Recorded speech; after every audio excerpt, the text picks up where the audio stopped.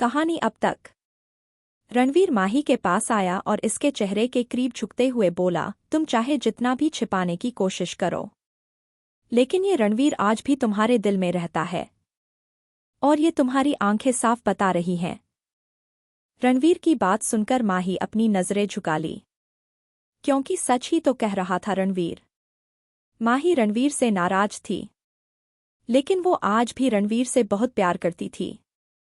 माही को यूं नजरें झुकाते देख रणवीर के होठों पर एक तिरछी स्माइल आ गई, क्योंकि माही की झुकी नजरों ने उसकी बात को सच जो साबित कर दिया था। रणवीर ने माही की चिन को पकड़कर उसके चेहरे को ऊपर किया और उसकी आंखों में देखते हुए कहा, तुम्हें जितनी नाराजगी दिखानी है दिखा लो, लेकिन तुम ये बात अच्छे से जानती हो कि तुम्हारा रणवीर कितना जिद्दी है। मैं तुम्हें अपनी लाइफ में दोबारा लाकर रहूंगा, that too very soon baby. कहकर उसने माही के होंठों पर एक लाइट किस किया और उसे देख अपनी एक आंख विंक की और रूम से बाहर चला गया। अब आगे। माही डोर लॉक कर कुछ देर उससे टिककर खड़ी रही। उसके दिल में इस वक्त एक के बाद एक भावनाओं का सैलाब उमड़ रहा था। हाँ, अब उसकी आंखों से आंसू नहीं बह रहे थे। उसने एक हाथ अपने सीने पर रखा और आंख बंद कर एक गहरी सांस ली। कुछ देर बाद उसने अपनी आंखें खोली और खुद से बोली, अब ऐसा कभी नहीं होगा, क्योंकि अब मैं ऐसा नहीं होने दूंगी। माही ऐसा कहकर शायद खुद को यकीन दिला रही थी, क्योंकि वो जितना रणवीर को जानती थी, रणवीर अपनी जिद का पक्का था। वो जो करना चाहता है वो करके रहता है। और यहाँ तो बात उसकी माही की थी। रणवीर और वेदांत टेरेस पर बैठकर ड्रिंक कर रहे थे। वेदांत ने ड्रिंक का एक सिप लेते हुए कहा, रणवीर, क्या तुमने माही से बात की? वेदांत की बात सुनकर रणवीर, जो अभी ड्रिंक का सिप लेने ही वाला था, उसके हाथ रुक गए। फिर कुछ सोचकर उसने एक ही सांस में पूरा गिलास खाली कर दिया। फिर गिलास को टेबल पर रखते हुए कहा, हम गया था उससे बात करने, पर वो मुझसे बात करना ही नहीं चाहती है, बल्कि वो तो मेरे साथ एक रूम में भी नहीं रहना चाहती। वेदांत ने उसकी बात पर ऐसे रिएक्ट किया जैसे उसे पहले ही पता था कि माही ऐसा ही कुछ करेगी। उसने एक नज़र रणवीर को देखा और एक गहरी सांस लेकर कहा, तो तुमने क्या सोचा कि वो सब कुछ इतनी आसानी से भूलकर तुम्हारे साथ पहले की तरह रहने लगेगी? रणवीर ने वेदांत को अजीब नज़रों से घूरा और उठकर रेलिंग के सहारे खड़ा हो गया और अपने दोनों हाथ रेलिंग से टिकाकर सामने की तरफ देखते हुए कहा, आखिर कहना क्या चाहते हो तुम?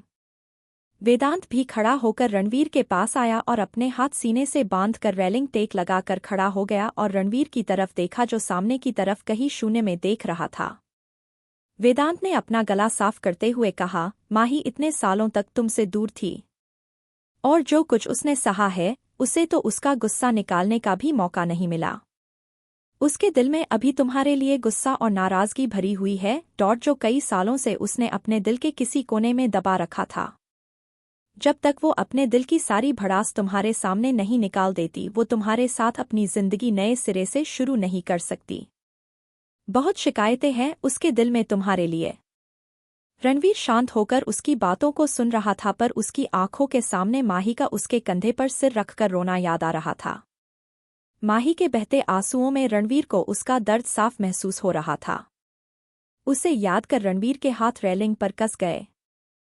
तभी उसके कानों में वेदांत की आवाज दोबारा आई, वो तुमसे चाहे कितना भी गुस्सा हो, लेकिन वो तुमसे नफरत नहीं करती। अगर उसके दर्द की वजह तुम हो रणवीर, तो उसके दर्द का मरहम भी तुम ही हो। रणवीर ने अपने खोए हुए अंदाज में ही कहा, हम मुझे पता है कि मुझे क्या करना है। रणवीर वहां से जाने के लिए मुड़ा ही था कि कुछ सोचकर उसके कदम रुक गए। उसने पलटकर वेदांत की तरफ देखा और पूछा, मासी माँ कब आ रही है? वेदांत ने रणवीर को कंफ्यूजन से देखा और कुछ सोचकर कहा, वो कल ही आ रही हैं, और रुद्र भी, पर तुम क्यों पूछ रहे हो? वेदांत की बात सुनकर रणवीर सिर्फ मुस्कुराया और वहां से चला गया। वेदांत ने अपना सिर हिलाया और वो भी वहां से चला गया। माही गहरी नींद में सो रही थी, क्योंकि उसने इस वक्त स्लीपिंग पिल्स ली हुई थी। दरअसल माही जब भी थोड़ा ज्यादा परेशान होती थी तो उसे रात को नींद नहीं आती थी। 5 साल पहले माही गहरे डिप्रेशन से जूझ रही थी, जिस वजह से उसे कई बार पैनिक अटैक भी आते थे। उस वक्त उसे एंटी डिप्रेशन ट्रीटमेंट भी लेना पड़ा था। वक्त के साथ वो ठीक तो हो गई, लेकिन आज भी उसे कई बार रात को स्लीपिंग पिल्स लेनी पड़ती थी। पिल्स की वजह से माही गहरी नींद में थी। तभी उसके रूम का डोर ओपन कर रणवीर अंदर आया। रणवीर को अपने रूम में नींद नहीं आ रही थी, इसलिए उसने सोचा माही जब यहाँ नहीं आ सकती तो वो खुद उसके पास जाएगा। रणवीर माही के पास आया और उसके बगल में बैठकर उसे एकटक देखने लगा। सुकून से सोती हुई माही उसे बहुत हो प्यारी लग रही थी। तभी उसकी नज़र उसके बेड साइड टेबल पर रखी हुई पिल्स पर गई। रणवीर ने पिल्स की बोतल को उठाकर देखा तो वो समझ गया कि माही स्लीपिंग पिल्स की वजह से गहरी नींद में है। उसे बुरा भी लगा कि माही आज भी नींद की दवाई लेती है, क्योंकि उसे वेदांत ने माही की मेंटली कंडीशन के बारे में सब पता चल गया था। उसे माही के लिए बहुत बुरा भी लग रहा था कि उसकी वजह से उसके प्यार को क्या कुछ नहीं झेलना पड़ा। उसने पिल्स की बोतल वापस वहीं रखी और माही के चेहरे पर झुकते हुए उसके फॉरहेड पर किस कर दिया।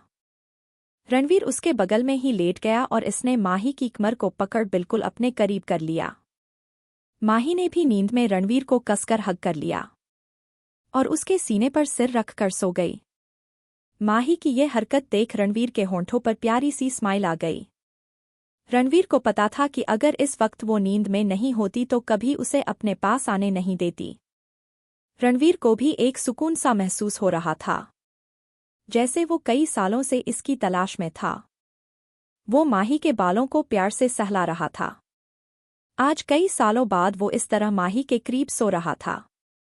उसने अपनी आंखें बंद कर ली और माही की नज़दीकी को महसूस कर धीरे धीरे नींद के आगोश में चला गया।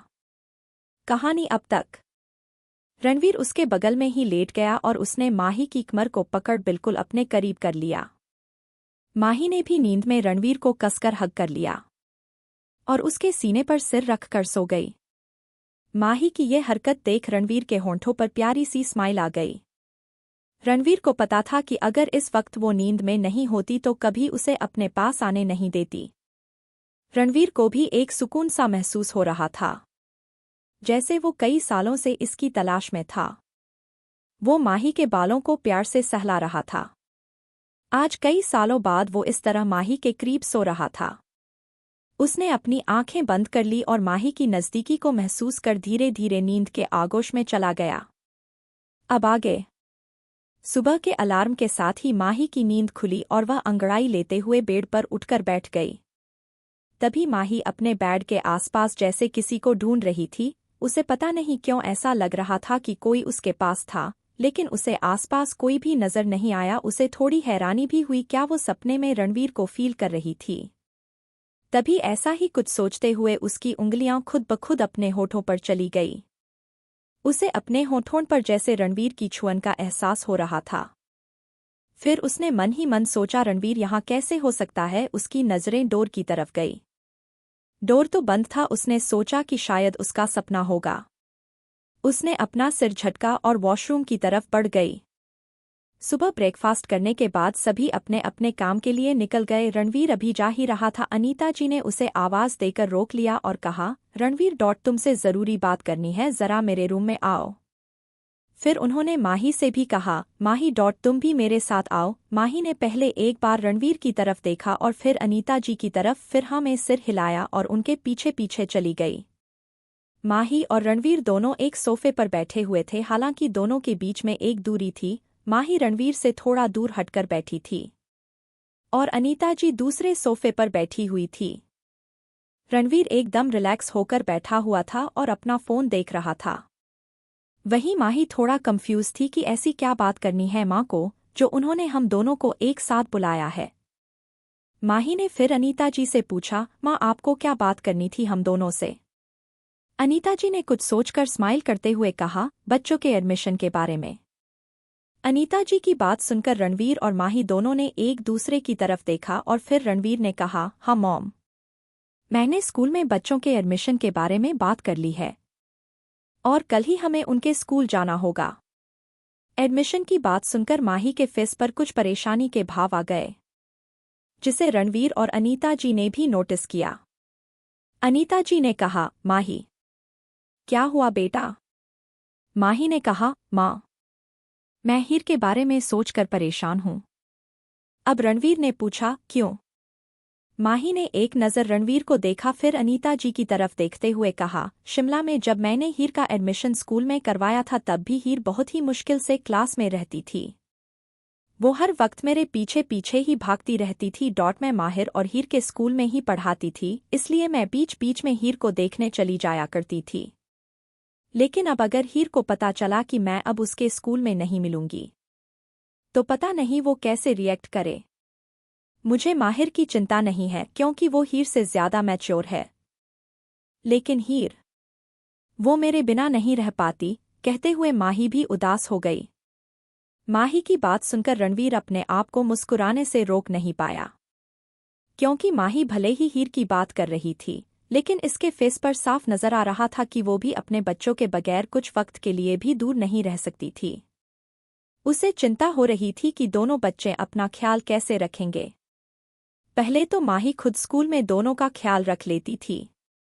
अनीता जी ने स्माइल करते हुए कहा, माही बेटा, अब कभी ना कभी तो उन्हें अकेले जाना ही होगा ना, और धीरे धीरे उसकी आदत पड़ जाएगी। हाँ, कुछ दिनों तक वो परेशान करेगी लेकिन बाद में उसे आदत हो जाएगी, इसलिए तुम चिंता मत करो। तभी वहां हीर माही को ढूंढते ढूंढते आ गई। मम्मा, आप कहाँ चले गए थे? इससे पहले कि माही हीर को अपनी गोद में लेती, रणवीर ने आगे बढ़कर हीर को अपनी गोद में ले लिया। हीर भी खुशी खुशी रणवीर की गोद में चली गई। रणवीर ने हीर की गालों पर किस करते हुए कहा, हीर, हमने तुम्हारे लिए एक नया स्कूल देखा है, तुम जाओगी ना अपने भाई के साथ स्कूल में?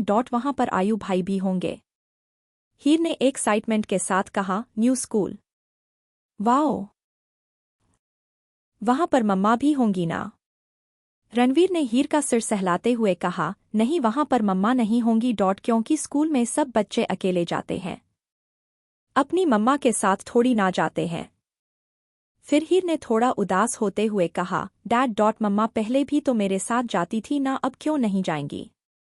रणवीर ने कहा, क्योंकि अब आप बड़े हो गए हो और अपना ध्यान रख सकते हो। फिर हीर ने थोड़ा रुआंसा होते हुए कहा, अगर मुझे आपकी और मम्मा की याद आई तो, और वहां पर अगर किसी ने मुझे मारा तो मैं क्या करूंगी? रणवीर ने काफी एरोगेंट वे में कहा, अरे कोई हाथ तो लगाकर बताए। रणवीर रॉय कपूर की प्रिंसेज को कोई तुम्हें जरा सा भी परेशान करे तो मुझे फोन कर देना, बाकी तुम्हारे डैड सब संभाल लेंगे। माही और अनीता जी हैरानी से रणवीर को देख रहे थे।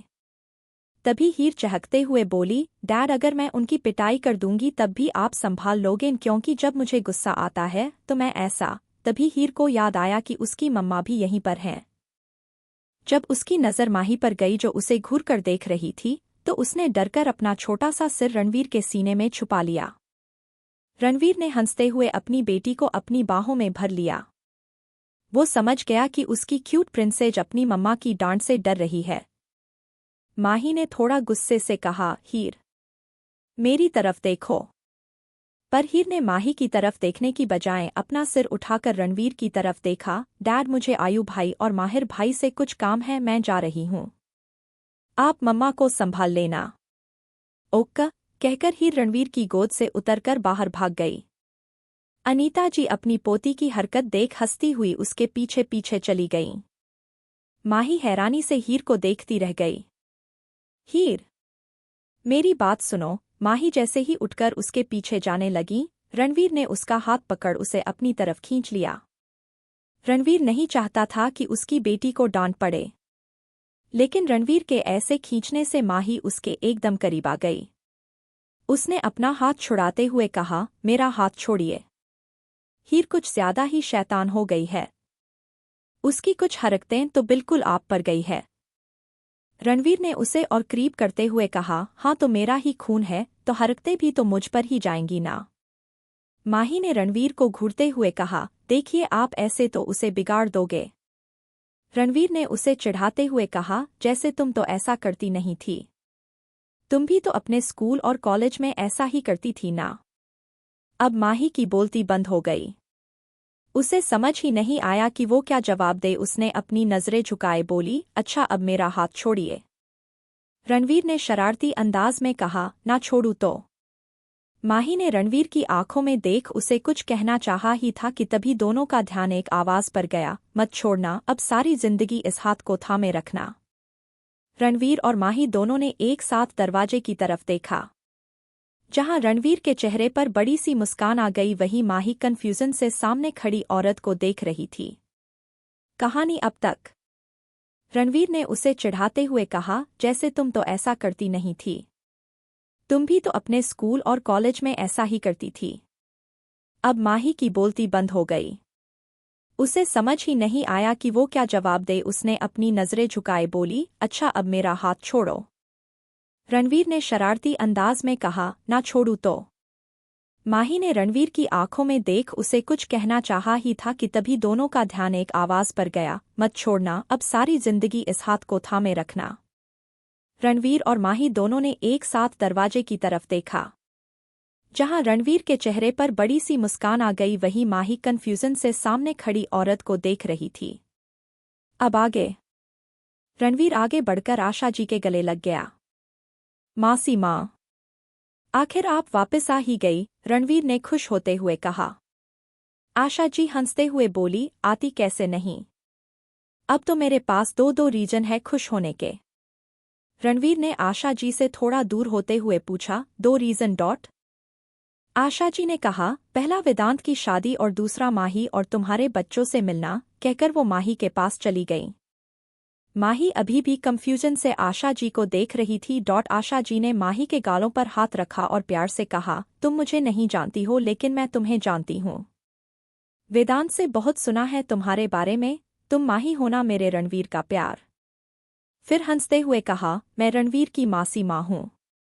मतलब वेदांत की माँ। पहले तुमसे कभी मिल नहीं पाई, लेकिन जितना मैं तुम्हारे बारे में सुनती थी तुमसे मिलने की इच्छा और भी ज्यादा बढ़ जाती थी, कहकर उन्होंने माही को अपने गले से लगा लिया। माही को आशा जी से बहुत ही अपनापन महसूस हो रहा था। आशा जी ने माही को थोड़ा दूर किया और प्यार से उसके माथे को चूम लिया। आशा जी ने रणवीर को अपने पास आने का इशारा किया। रणवीर आकर माही के बगल में खड़ा हो गया। आशा जी ने दोनों की बलाइयां लेते हुए कहा, perfect, mad for each other. मानना पड़ेगा रणवीर तुम्हारी पसंद को डॉट। रणवीर ने भी एक तिरछी नज़र से माही को देखते हुए कहा, आपको तो पता ही है कि मेरी पसंद कुछ खास ही होती है। रणवीर की बात सुनकर माही ने रणवीर की तरफ देखा तो रणवीर ने उसकी तरफ देख अपनी एक आंख ब्लिंक की तो माही एकदम से सकपका गई। वो आशा जी की तरफ देखकर बोली, मासी माँ। वो मुझे माँ से कुछ काम था, कहकर वो जल्दी रूम से बाहर निकल गई।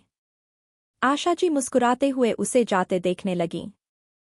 फिर रणवीर के कान खींचते हुए बोली, देखा मैंने, तूने क्या किया।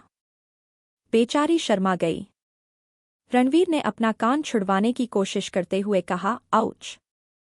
मासी माँ, क्या कर रहे हो यार। आशा जी ने उसका कान छोड़ा और उसके कंधे पर मारते हुए कहा, बदमाशी करना आज भी कम नहीं हुई तुम्हारी। रणवीर ने उनका हाथ पकड़ा और बेड पर बैठाकर खुद उनकी गोद में सिर रखकर लेट गया।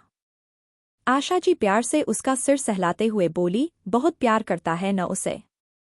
रणवीर ने अपनी आंखें बंद कर ली और फिर माही का शर्माता हुआ चेहरा उसकी आंखों के आगे आया जब वो माही से पहली बार मिला था।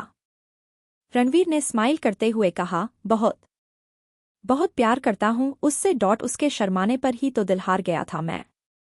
फिर आंखें खोल आशा जी की तरफ देखते हुए बोला, पर मेरा प्यार मुझसे नाराज है, क्योंकि मैंने उसे काफी हर्ट किया है। आशा जी ने कहा, वीर, तुमने कुछ भी जानबूझकर नहीं किया। रणवीर उठकर बैठ गया और कुछ सोचकर कहा, हाँ, मैंने जानबूझकर कुछ नहीं किया, लेकिन उस दौरान माही ने जो कुछ भी सहन किया वो सब भुलाना उसके लिए भी तो आसान नहीं है ना। आशा जी ने रणवीर का सिर सहलाते हुए कहा, वीर, चिंता मत करो, सब बहुत जल्दी ठीक हो जाएगा। और फिर माही भी तो तुमसे बहुत प्यार करती है ना, बस कुछ वक्त माही को दो। उसके बाद वो तुम्हें माफ कर देगी और फिर मैं हूं ना तुम दोनों का पैचअप कराने के लिए। रणवीर ने आशा जी के गालों को पिंच करते हुए कहा, जानता हूँ मासी माँ। तभी तो कल रात ही मैंने आपसे फोन पर बात कर सारी सिचुएशन आपको बता दी थी। कल माही के रूम में आने से पहले रणवीर ने आशा जी को कॉल किया था और उसे सारी बात की थी, क्योंकि उसे पूरा विश्वास था कि उसकी मानसी माँ माही को वापस उसकी जिंदगी में लाने में उसका पूरा पूरा साथ देंगी। दोपहर लंच के बाद घर की सारी लेडीज हॉल में बैठी हुई थी और किसी बात पर आपस में डिस्कशन करने में बिजी थी। दादी ने कहा, आशा अब ज्यादा दिन नहीं बचे हैं, इसलिए तैयारियां शुरू कर देनी चाहिए। अनीता जी ने दादी की हाँ में हाँ मिलाते हुए कहा, हाँ आशा, और तैयारियों में दिन ऐसे निकल जाएंगे पता ही नहीं चलेगा। वैसे तुम चिंता मत करो, हम सब हैं तुम्हारे साथ तैयारियां करवाने के लिए।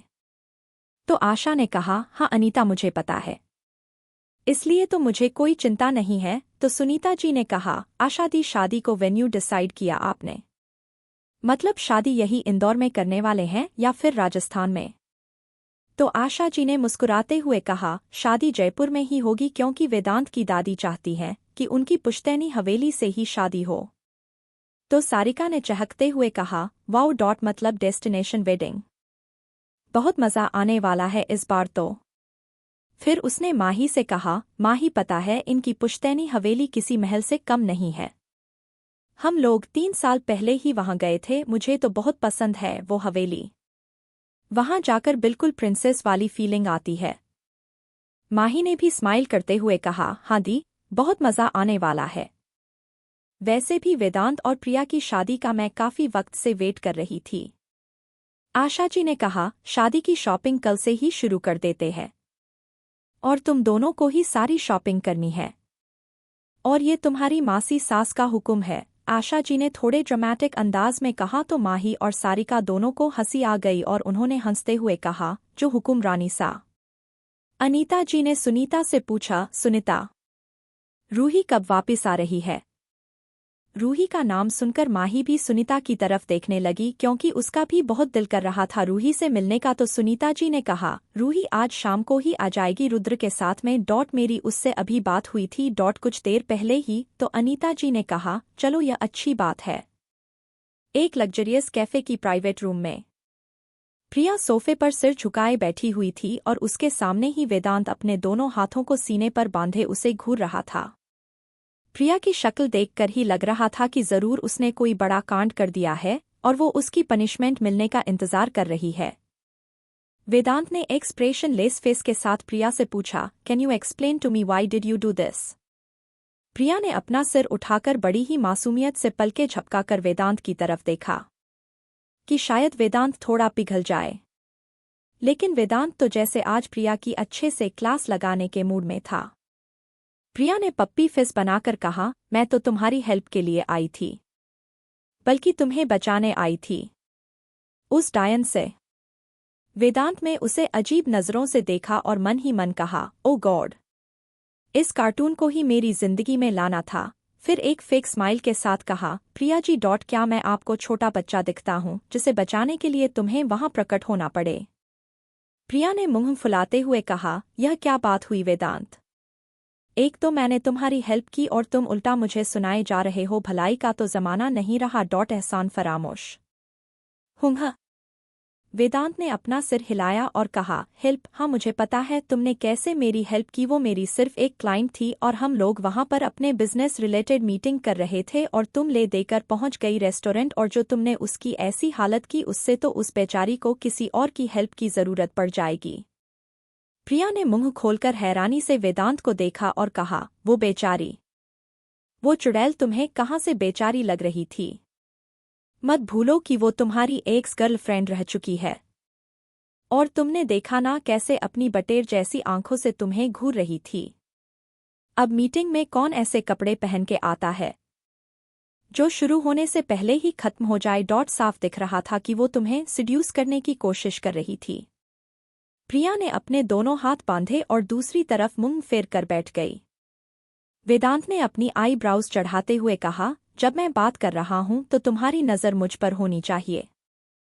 जब प्रिया को लगा अब वेदांत को गुस्सा आ रहा है, तो प्रिया ने बेचारों वाली शक्ल बनाकर कहा, तुम ऐसे ही मुझ बेचारी को डांट रहे हो, मैंने सिर्फ थोड़ी सी सॉस ही तो डाली थी उसके ऊपर।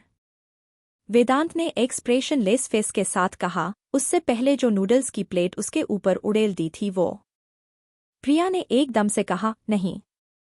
झूठ मत बोलो। उससे पहले तो मैंने उसके सिर पर कोल्ड ड्रिंक डाली थी। नूडल्स तो उससे पहले डाले थे। वेदांत ने अपनी आई रोल करते हुए कहा, ओ गॉड, क्या करूं इस आफत का। प्रिया सोफे से खड़ी हुई और अपनी कमर पर अपने हाथ रखकर उसकी तरफ बढ़ते हुए बोली, आफत? मैं तुम्हें आफत लगती हूं? वो कुलक्षणी कुलटा मेरे होने वाले सुहाग पर अपनी कुदृष्टि डालेगी तो मैं उसकी देह से उसकी आत्मा को मुक्त कर दूंगी। जैसे जैसे प्रिया आगे बढ़ रही थी वैसे वैसे वेदांत पीछे जा रहा था। उसे प्रिया की शुद्ध हिंदी कुछ कम समझ ही आती थी। वेदांत ने कंफ्यूजन से कहा, What did you just say? कुलक्षणी, देह, मुक्त एक्सेट्रा। प्रिया ने अब आंसू बहाते हुए कहा, मेरे कहने का मतलब था उसका मर्डर कर दूंगी जो तुम पर अपनी बुरी नजर डालेगा। हाँ, पर तुम्हें अब मेरी लैंग्वेज क्यों समझ आने लगी? तुम्हें तो उस चुड़ैल की गिटपिट वाली इंग्लिश ही समझ आएगी, अगर वो कोरिया में बोलेगी तो भी तुम समझ जाओगे। बस यही आकार वेदांत पिघल जाता था। वो कुछ भी बर्दाश्त कर सकता था पर प्रिया के आंसू नहीं। उसने प्रिया को सीने से लगा लिया और उसका सिर सहलाते हुए प्यार से उसे चुप करवाने लगा। प्लीज चुप हो जाओ। देखो, तुम जानती हो न, तुम्हारे आंसू मुझसे बर्दाश्त नहीं होते। वही प्रिया वेदांत के सीने से लगी मन ही मन अपनी पीठ थपथपा रही थी। वाह, प्रिया क्या एक्टिंग करती है, मानना पड़ेगा।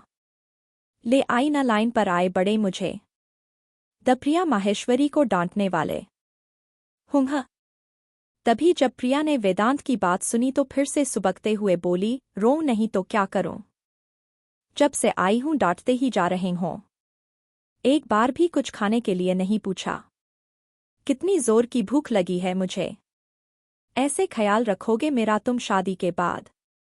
वेदांत ने उसका सिर सहलाते हुए कहा, ओके, तुम्हें जो खाना है ऑर्डर कर दो। प्रिया एकदम से नॉर्मल होकर बोली, हाँ ठीक है। फिर तुम इतना कह रहे हो तो मंगवा लेती हूँ, कहकर उसने मेन्यू उठाया और सोफे पर आलथी पालथी मारकर बैठ गई और मेन्यू देखने लगी। वही वेदांत तो मुंह खोले उसे देखता ही रह गया कि अचानक इसके आंसू कहाँ गायब हो गए। कुछ देर बाद टेबल पर burger, noodles, pizza, cold drinks और भी बहुत सी चीजें रखी हुई थी जिससे पूरी टेबल ही भरी हुई थी और प्रिया मजे से उन सभी चीजों को खाने में मस्त थी। वही वेदांत अजीब नजरों से प्रिया को देखते हुए मन ही मन बोला, जितनी तेजी से ये लड़की अपने इमोशन चेंज करती है उसे देखकर तो गिरगिट भी सुसाइड कर ले, इसे तो दुनिया का 8वां अजूबा डिक्लेयर कर देना चाहिए। प्रिया मुंह में बर्गर ठूसते हुए बोली, तुम भी खाओ ना। बर्गर खाते हुए उसके होंठों के किनारे पर सॉस लग गई तो वेदांत उसके फेस को साफ करते हुए मन ही मन में, पर कुछ भी कहो मेरी होने वाली बीवी है बहुत ही क्यूट। इसकी इन्हीं हरकतों पर ही तो मुझे प्यार आता है, सोचते हुए वेदांत के फेस पर स्माइल आ गई। वेदांत ने स्माइल करते हुए प्रिया के हाथ से बर्गर ले लिया और उसे ही खाने लगा। प्रिया ने मुंह बनाते हुए दूसरा बर्गर उठा लिया और खाने लगी।